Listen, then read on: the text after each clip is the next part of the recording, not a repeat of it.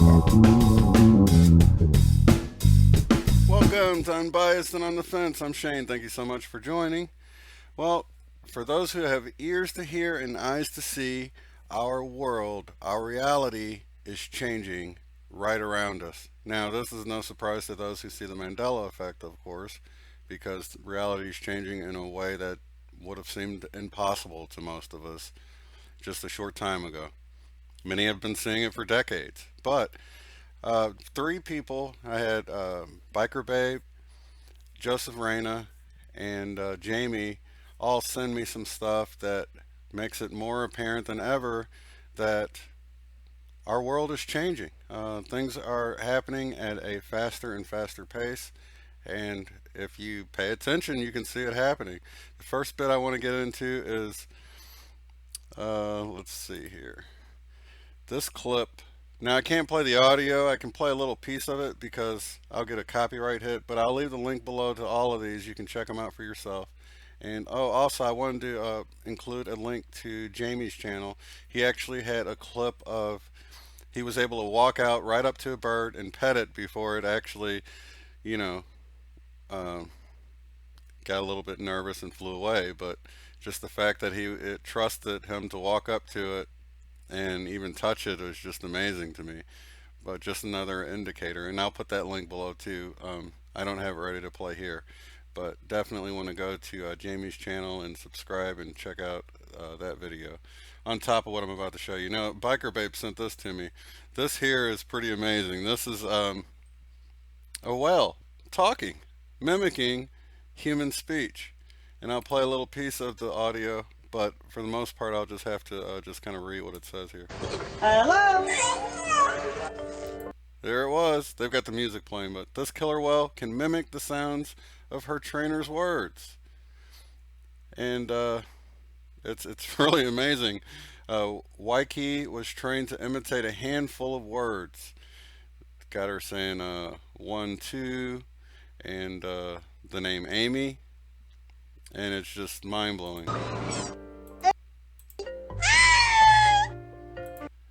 It's not clear as a parrot, but the fact that we're able to start hearing animals talking is just amazing. International researchers released a study based on Waiki's ability to repeat human speech, and it's so fascinating. So definitely want to check this out. This is definitely something new. You can see this article actually came out uh, just a couple days ago, January 31st of 2018. So amazing stuff, and it's right before our very eyes. Let me go to now. Joseph Reyna sent me this. Now this is from Keanu Reeves, just put out yesterday, February 2nd, 2018. Keanu Reeves, humans about to break free from the Matrix. Now, of course, Keanu Reeves is the Matrix star, so you know he's at least considered the idea of whether we're living in a Matrix or not, right? A war is being fought that will shape the future of human existence and the world we leave for our children, according to Keanu Reeves, who says he is quietly optimistic about the future because humanity is showing signs of breaking free from the matrix. The human race has been enslaved for thousands of years, Keanu Reeves said, while filming in the Mojave Desert, explaining that we have been kept in a mental prison by shadowy elites and secret societies that have done all they can to suppress us and stop us reaching our potential. But the Matrix star, who was filming scenes from Squarespace's upcoming Super Bowl commercial, says the real world Matrix is beginning to crack. Humanity is showing signs of breaking free from the Matrix. What a time to be alive. We are living in exciting times. Explaining that he has been studying ancient texts, including the Vendata and the Upan, Upanishads, sorry, I don't know how to pronounce that, and learning about the nature of reality. Keanu said, Yeah, sure, there are a lot of people still only interested in keeping up with the Kardashians, but a significant chunk of the population have woken up. Most importantly, there is now a war being fought between our overlord masters and those who wish to set us free. And I might add those who wish to help to set us free. We need to definitely take part in it. But what is the Matrix? Keanu Reeves says the Matrix is a holographic universe being projected to us by those who wish to control us. Humanity has been suppressed and controlled in this manner for millennia. We think it is real, but in actual fact, it is just a film being played to the collective consciousness, presenting itself as reality. Keanu Reeves is not alone in believing humanity has been living in a matrix for thousands of years. Some of the world's richest and most influential people are convinced that we are living in a computer simulation. At least two Silicon Valley tech billionaires are pouring money into efforts to break humans out of the simulation that we believe we are living in. Elon Musk believes the changes we are not living in a matrix the chances we are not living in a matrix style computer simulation are billions to one. And I've actually played this clip before in the past, but you can follow the link and watch it if you haven't seen it, and it just says what it says there above. Many people in Silicon Valley have become obsessed with the simulation hypothesis. The argument that what we experience as reality is in fact fabricated in a computer, writes the New Yorker's Tad Friend. Two tech billionaires have gone so far as to secretly engage scientists to work on breaking us out of the simulation.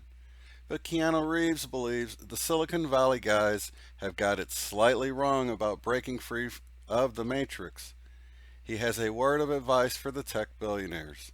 Put your wallets back in your pockets. This has nothing to do with money or computers. It's a spiritual shift that needs to take place, not a hack.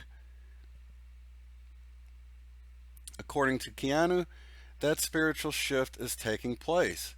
People are tired of unnecessary wars, totalitarian leadership, and authoritarian control. People are waking up to what is really important in life. I think people were really scared the world was ending until, very recently. It just felt like things had gotten out of control. We'd lost any hope of being able to save ourselves from the dark forces in the world. But just open your eyes for a minute and look around at what's happening. It's astonishing. People like Trump are lifting the veil on an astonishing web of interconnected manipulation. Love him or loathe him, he is allowing humanity to wake from its slumber and see that the same few people, the same secret societies, the effing New World Order are actively controlling our lives and suppressing our true ability. But people are slowly waking up. It's time to take back our infinite power and fling open the doors of the mental prison we have been encouraged to build for ourselves. It's not an easy thing to do, but it's time to walk into the light of freedom. Wow. Couldn't have said it better myself. I really enjoyed that article. Thank you so much to Joseph Reyna for sending that over to me. Really hot off the press. And, it really shows how I'm delivering this stuff to you guys, but I'm just a part of the chain of information. Everybody's doing their part. Totally appreciate it when you guys send me stuff like this because it's something that I know all the viewers will enjoy. Now, this here sent over to me by Jamie is also new. This actually came out just today on patriotsfortruth.org. Mother Earth is shifting her vibrational frequencies, and so are we. This article goes on to say this post is in response to several articles and videos that we have posted at the American Intelligence Media, specifically on Tesla and how he used energy, frequency, and vibration in his free energy devices, and how this technology can antidote the harmful effects of electromagnetic frequencies. I thought my screen was jacked up for a second. EMFs in 5G. In those posts, which are listed just below, we reference concepts that readers have asked us to provide additional information. Here are the posts, and you guys can check these out. I'm just reading the main article. Vibrational correspondences. The ancient Indian rishis called 7.83 hertz the frequency of Om. It also happens to be Mother Earth's natural heartbeat rhythm, known as the Schumann resonance. According to Wikipedia, Schumann resonances are global electromagnetic resonances excited by lightning discharges in the cavity formed by the Earth's surface and ionosphere. For many years, this resonance frequency has hovered at a steady 7.83 hertz with only slight variations. In June 2014, that apparently changed. Monitors at the Russian Space Observing System showed a sudden spike in activity to around 8.5 hertz. Since then, they have recorded days where the Schumann accelerated as fast as 16.5 hertz. At first, they thought their equipment was malfunctioning, but later learned the data was accurate. Everyone was asking, what's causing this intermittent spiking activity? Is the Earth's frequency speeding up? Since the Schumann frequency is said to be in tune with the human brain's alpha and theta states, this acceleration may be why it often feels like time has sped up and events and changes in our life are happening more rapidly. These emerging resonances are naturally correlated to human brainwave activity. This means we are changing. Many years ago, the author was trained in EEG neurofeedback and looked at what these accelerated frequencies might be telling us about human evolutionary change. A 7.83 hertz frequency is an alpha theta state, relaxed yet dreamy, sort of a neutral idling state waiting for something to happen. A 8.5 to 16.5 hertz frequency moves one out of the theta range and into more of a full, calmer alpha state with faster, more alert beta frequencies starting to appear.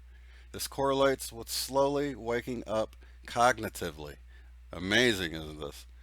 Since the Schumann resonance has had sudden spikes between 12 and 16 and a half, I found this even more interesting. In neurofeedback, 12 to 15 hertz is called sensory motor rhythm frequency, or SMR. It is an ideal state of awakened calm.